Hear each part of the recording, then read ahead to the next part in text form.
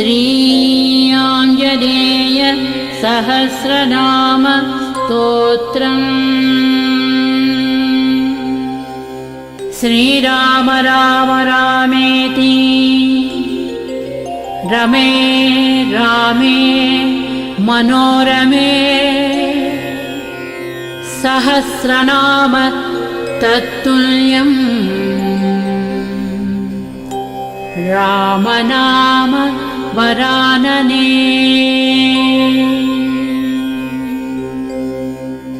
ॐ हनुमान् श्रीप्रदो वायुपुत्रो रुद्रो अनघो अजरः अमृत्युर्वीरवीरश्च ग्रामवासो जनाश्रयः धनदो निर्गुणः शूरो वीरो निधिपतिर्मुनिः पिङ्गाक्षो वरदो वाग्मी सीताशोक विनाशनः शिवः सर्वः परो व्यक्तो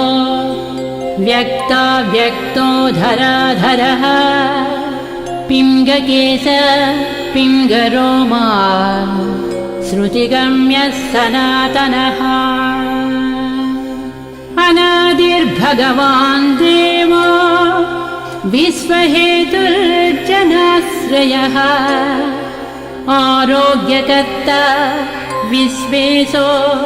विश्वनाथो हरीश्वरः भर्गो रामो रामभक्तः कल्याणः प्रकृतिस्थिरः विश्वम्भरो विश्वमूर्तिः विश्वाकारश्च विश्वपः विश्वात्मा विश्वासेव्योऽध विश्वो विश्वहरो रविः विश्वचेष्टो विश्वगम्यो विश्वध्येयः कलाधरः प्लवङ्गमः कपिश्रेष्ठो ज्येष्ठो विद्यावनेचरः बालो वृद्धो युवा तत्त्वं तत्त्वगम्यः सुखो ह्यजः अंजनासूनुरव्यग्रो ग्रामशान्तो धराधरः भूर्भुवस्वर्महर्लोको जनलोकस्तपोव्ययः सत्यमोङ्कारगम्यश्च प्रणवो व्यापको बलः शिवो धर्मप्रतिष्ठाता रामेष्टः फल्गुणप्रियः गोष्पदीकृतवारासिः पूर्णकामो धरापतिः रक्षोघ्नः पुण्डरीकाक्षः शरणागतवत्सलः जानकी प्राणदाता च रक्षः प्राणापहारकः पूर्णसत्त्वः पीतवासाः दिवाकरसमप्रभः द्रोणहर्ता शक्तिनेता शक्तिराक्षसमारकः रक्षोघ्नो रामदूतश्च शाकिनी जीवहारकः बुभुक्तारहताराती गर्भः पर्वतभेदनः हेतुमा प्रांशुबीजं च विश्वभर्ता जगद्गुरुः जगत्त्राता जगन्नाथो जगदीशो जनेश्वरः जगत्पिता हरिश्रीशो गरुडन्मयभञ्जनः पार्दध्वजो वायुपुत्रो मित्रपुच्छोऽमितप्रभः ब्रह्मपुच्छः परब्रह्मपुच्छो रामेष्ट एव च सुग्रीवादियुतो ज्ञानी वानरो वानरेश्वरः कल्पस्थायी चिरञ्जीवी प्रसन्नश्च सदा शिवः सन्नतिः सद्गतिर्भुक्ति मुक्तिदः कीर्तिदायकः कीर्तिः कीर्तिप्रदश्चैव समुद्रश्रीप्रदः शिवः उदधिक्रमणो देवः संसारभयनाशनः वार्धिबन्धनकृद्विश्वजेता विश्वप्रतिष्ठितः लङ्कारिः कालपुरुषो लङ्केशे गृहभञ्जनः भूतावासो वासुदेवो वसुस्त्रिभुवनेश्वरः श्रीरामदूतः कृष्णश्च लङ्काप्रासादभञ्जनः कृष्णः कृष्णस्तुतः शान्तः शान्तिदो विश्वपावनः श्रीरामदूतः कृष्णश्च लङ्काप्रासादभञ्जनः कृष्णः कृष्णस्तुतः शान्तः शान्तिदो विश्वपावनः विश्वभोक्ता च वारिघ्नो ब्रह्मचारी जितेन्द्रियः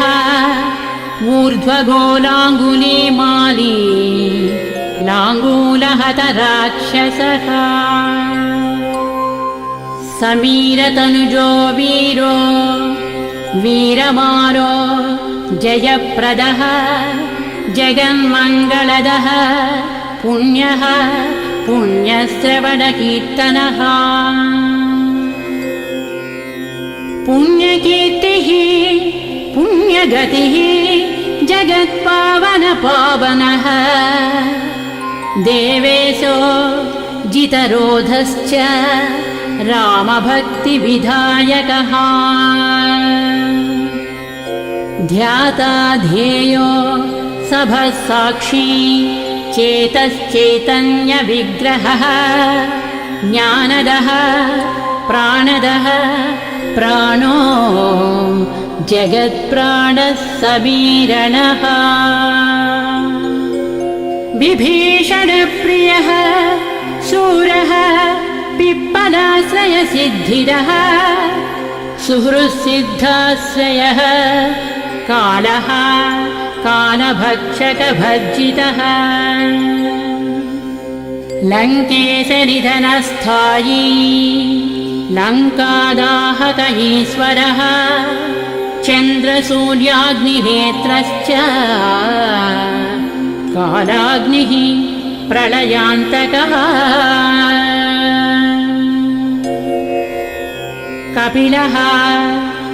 कपीशः पुण्यराशिर्द्वादशराशिगः सर्वाश्रयो प्रमेयात्मा रेवत्यादिनिवारकः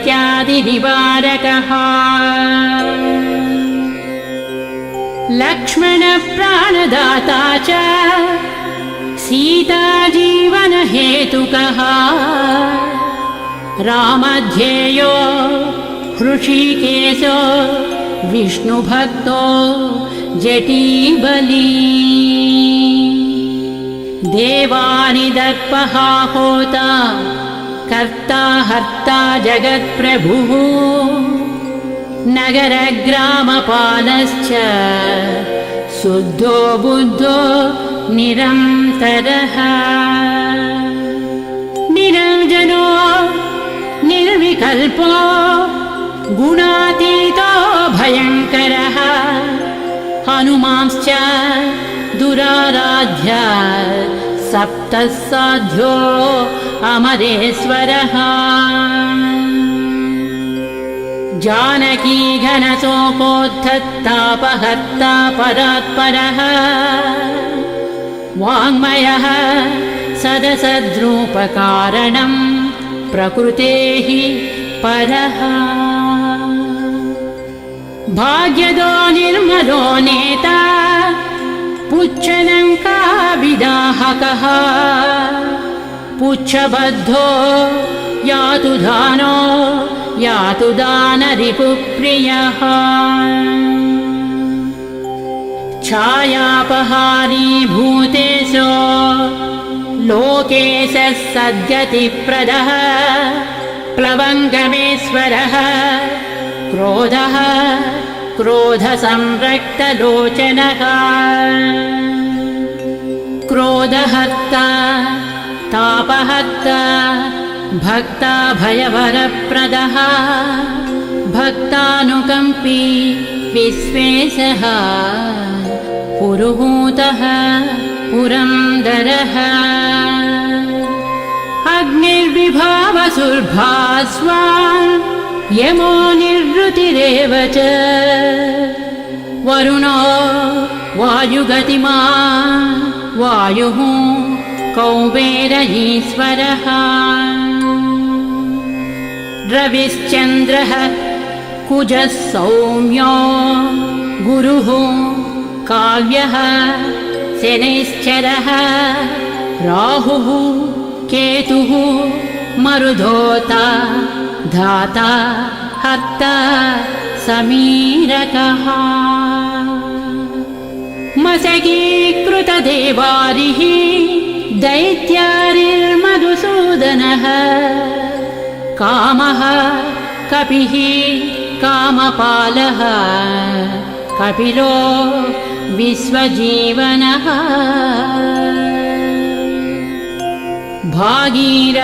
भागीरथीपदाम्बोजः सेतुबन्धविशारदः स्वाहा स्वधा हविः कव्यं हव्यकव्यप्रकाशकः स्वप्रकाशो महावीरो लघुश्चामितविक्रमः प्रडीनोड्डीनगतिमान् सद्गतिः पुरुषोत्तमः जगदात्मा जगद्योनिः जगदन्तो ह्यनन्तकः विपाप्मा निष्कलङ्कश्च महदहं कृतिः खं वायुः पृथिवी आपो वह्निर्दिक्काल एव च क्षेत्रज्ञः क्षेत्रपालश्च पल्वलीकृतसागरः हिरण्मयः पुराणश्च खेचरो भूचरो मनुः हिरण्यगर्भः सूत्रात्मा राजराजो विशाम्पतिः वेदान्तवेद्योद्गीधश्च वेदवेदाङ्गपारगः प्रतिग्रामस्थितः सद्यस्फूर्तिदाता गुणाकरः नक्षत्रमाली भूतात्मा सुरभिः कल्पपादपः चिन्तामणिः गुणनिधिः प्रजापतिरनुत्तमः पुण्यश्लोकः पुरारातिः ज्योतिष्मान् शार्भरीपतिः किलिकिल्यारवत्रस्तभूतप्रेतपिशाचकः ऋणत्रयहरः सूक्ष्मस्थूलः सर्वगतः पुमान् अपस्मारहरः स्मर्ता श्रुतिर्गाधा स्मृतिर्मनुः स्वर्गद्वारः प्रजाद्वारो मोक्षद्वारः कपीश्वरः नादरूपः परब्रह्म ब्रह्म ब्रह्मा पुरातनः एकोनैको जन्मशुक्लः स्वयं ज्योतिरनाकुलः ज्योतिर्ज्योतिरनादिश्च सात्विको राजसत्तमः तमोहर्ता निरालम्बो निराकारो गुणाकरः गुणाश्रयो गुणमयो बृहत्कायो बृहदृशः बृहद्दनुर्बृहत्पादो बृहन्मूर्धा बृहत्सपः बृहत्कर्णो बृहन्नासो बृहन्नेत्रो बृहद्गळः बृहद्यत्नो बृहच्चेष्टो बृहत्पुच्छो बृहत्करः बृहद्गतिर्बृहत्सेव्यो बृहल्लोकफलप्रदः बृहच्छक्तिर्बृहद्वाञ्छफलदो बृहदीश्वरः बृहल्लोकनुतो द्रष्टा विद्यादाता जगद्गुरुः देवाचार्य सत्यवादी ब्रह्मवादी कलाधरः सप्तपातालगामी च मलयाचलसंश्रयः उत्तराशास्थितः श्रीदो दिव्यौषधवशः खगः शाखामृगः कपीन्द्रश्च पुराणश्रुतिसञ्चरः चतुरो ब्राह्मणो योगी योगगम्यः परात्परः अनादिनिधनो व्यासो वैकुण्ठः पृथिवीपतिः पराजितो जितारातिः सदानन्दश्च ईशिता गोपालो गोपतिर्गोप्ता कलिः कालः परात्परः मनोवेगी सदा योगी संसारभयनाशनः तत्त्वदाता च तत्त्वज्ञः तत्त्वं तत्त्वप्रकाशकः शुद्धो बद्धो नित्यमुक्तो युक्ताकारो जयप्रदः प्रलयोमितमायाश्च मायातीतो विमत्सरः मायानिर्जितदक्षश्च मायानिर्मितविष्टपः मायाश्रयश्च निर्लेपो मायानिर्वञ्चक सुखः सुखी सुखप्रदो नागो महेशकृतसंस्तवः महेश्वरः सत्यसन्धः शरभः कलिपावनः रसोरसज्ञः सम्मानः तपश्चक्षुश्च भैरवः घ्राणो गन्ध स्पर्शनं च स्पर्शोऽहङ्कार मानदः नेति नेतीति गम्यश्च वैकुण्ठभजनप्रियः गिरीशो गिरिजाकान्तो दुर्वासाः कविरं गिराः भृगुर्वसिष्ठः च्यवनस्तुम्बुरुर्नारदो मलः विश्वक्षेत्रं विश्वबीजं विश्वनेत्रश्च विश्वपः याजको याजमानश्च पावकः पितरस्तथा श्रद्धा बुद्धिः क्षमा तेन्द्रा मन्त्रो मन्त्रयुतस्वरः राजेन्द्रो भूपतिः कण्ठमाली संसारसारथिः नित्यः सम्पूर्णकामश्च भक्तकामधुगुत्तमः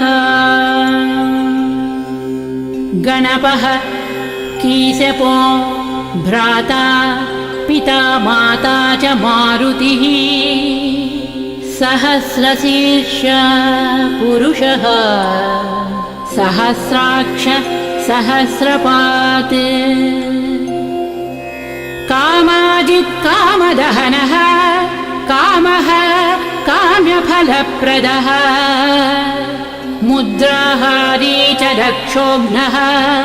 क्षितिभारहरो बलः न कदंष्ट्रायुधो विष्णुभक्तो भयवरप्रदः दर्पः दर्पदो दृप्ता शतमूर्तिः अमूर्तिमान्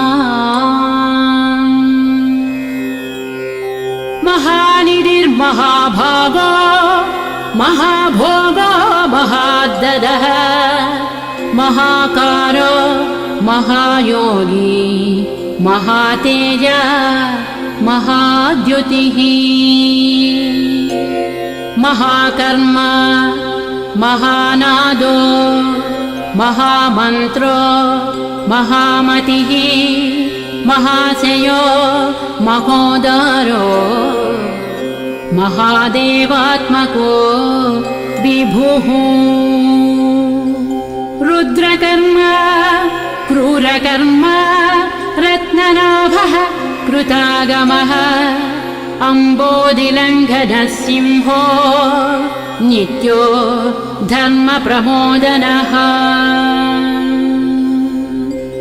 जितामित्रो जयः सामो विजयो वायुवाहनः जीवदाता सहस्रांशुः मुकुन्दो भूरिदक्षिणः सिद्धार्थः सिद्धिदः सिद्धसङ्कल्पसिद्धिहेतुकः सप्तपातालभरणः सप्तर्षिगणवन्दितः सप्ताब्दिलङ्घनो वीरः सप्तद्वीपोरुमण्डलः सप्ताङ्गराज्यसुखदः सप्तमातृनिषेवितः सप्तलोकैकवकुटः सप्तहोता स्वराश्रयः सप्तच्छन्दोनिधिः सप्तच्छन्द सप्तजनाशयः सप्तसामोपगीतश्च सप्तपातालसंश्रयः मेधावी कीर्तिदः शोकहारी दौर्भाग्यनाशनः सर्ववश्यकरो भर्गो दोषघ्नः पुत्रपौत्रदः प्रतिवादी मुखस्तम्भो दुष्टचित्तप्रसादनः पराभिचारशमनो दुःखघ्नो बन्धमोक्षदः नवद्वारपुराधारो नवद्वारनिकेतनः नरनारायणस्तुत्यो नरनाथो महेश्वरः मेखली कवचे खड्गी ब्राजिष्णुर्विष्णुसारथिः बहुयोजनविस्तीर्णपुच्छः पुच्छहतासुरः दुष्टग्रहनिहन्ता च पिशाचग्रहघातुकः बालग्रहविनाशी च धर्मो नेता कृपाकरः उग्रकृत्योग्रवेगश्च उग्रनेत्रः शतक्रतुः शतमन्युस्तुतस्तुत्यः स्तुतिस्तोता महाबलः समग्रगणशाली च व्यग्रो रक्षो विनाशकः रक्षोघ्नहस्तो ब्रह्मेशः श्रीधरो भक्तवत्सलः मेघनादो मेघरूपो मेघवृष्टिनिवारकः मेघजीवनहेतुश्च मेघश्यामः परात्मकः समीरतनयो बोद्धा तत्त्वविद्या विशारदः अमोघो अमोघवृद्धिश्च इष्टदो अनिष्टनाशकः अर्धो अर्धापहारी च समर्थो रामसेवकः अर्धीधर्यसुरारातिः पुण्डरीकाक्ष आत्मभूः संकर्षणो विशुद्धात्मा विद्याराशिः सुरेश्वरः अचलोद्धारको नित्यसेतुकृद्रामसारथिः आनन्दः परमानन्दो मस्त्यः कूर्मो निधिशमः वराहो नारसिंहश्च वामनो जमदग्निजः रामः कृष्णः शिवो बुद्धः कल्की रामाश्रयो हरः नन्दी भृङ्गी च चण्डी च गणेशो गणसेवितः कर्माध्यक्षः सुराध्यक्षो विश्रमो जगतां पतिः जगन्नाथः कपिश्रेष्ठः सर्ववासः सदाश्रयः सुग्रीवादिस्तुतः शान्तः सर्वकर्मप्लवङ्गमः नखदारितरक्षश्च नखायुधविशारदः कुशलः सुधनः शेषो वासुकिस्तक्षकस्वरः स्वर्णवर्णो बलाढ्यश्च रामपूज्यो घनाशनः कैवल्यदीपः कैवल्यो गरुडः पन्नगो गुरुः किल्यारावहताराति गर्वः पर्वतभेदनः वज्राङ्गो वज्रवेगश्च भक्तो वज्रनिवारकः नखायुधो मणिग्रीवो ज्वालामाली च भास्करः प्रौढप्रतापस्तपनो भक्ततापनिवारकः शरणं जीवनं भोक्ता नानाचेष्टो ह्यचञ्चलः सुस्वस्थोष्टास्यः दुःखशमनः पवनात्मजः पावनः पवनः कान्तो भक्तागस्सहनो बलः मेघनादरिपुर्मेघनाद स संहृतराक्षसः क्षरोक्षरो विनीतात्मा वानरेशः सतां गतिः श्रीकण्ठः सितिकण्ठश्च सहायः सहनायकः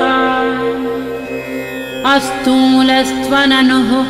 भर्गो देवः संहृतिनाशनः अध्यात्मविद्यासारश्च अध्यात्मकुशलः सुधीः अकल्मषः सत्यहेतुः सत्यगः सत्यगोचरः सत्यगर्भः सत्यरूपः सत्यं सत्यपराक्रमः अंजनाप्राणलिङ्गश्च वायुवंशोद्भवः सुधीः भद्ररूपो रुद्ररूपः सुरूपश्चित्ररूपधृत् मैनाकवन्दितः सूक्ष्मदर्शनो विजयोजयः क्रान्तदिग्मण्डलो रुद्रः प्रकटीकृत विक्रमः कम्बुकण्ठः प्रसन्नात्मा ह्रस्वनासो वृकोदरः लम्बोष्ठः कुण्डली चित्रवाली योगविदाम्बरः विपश्चित्कविरानन्दविग्रहो अनन्यशासनः फल्गुनीसूनुरव्यग्रो योगात्मा योगतत्परः योगवेद्यो योगरक्तो योगयोनिर्दिगम्बरः अकारादिक्षकारान्त वर्णनिर्मित विग्रहः उलूखलमुखः सिंहः संस्तुतः परमेश्वरः श्लिष्टजङ्घः श्लिष्टजानुः श्लिष्टपाणिः शिखाधरः सुशर्मामितशर्मा च नारायणपरायणः जिष्णुर्भविष्णुरोचिष्णुर्ग्रसिष्णुस्थाणुरेव च हरिरुद्रानुकृद्वृक्षकम्पनो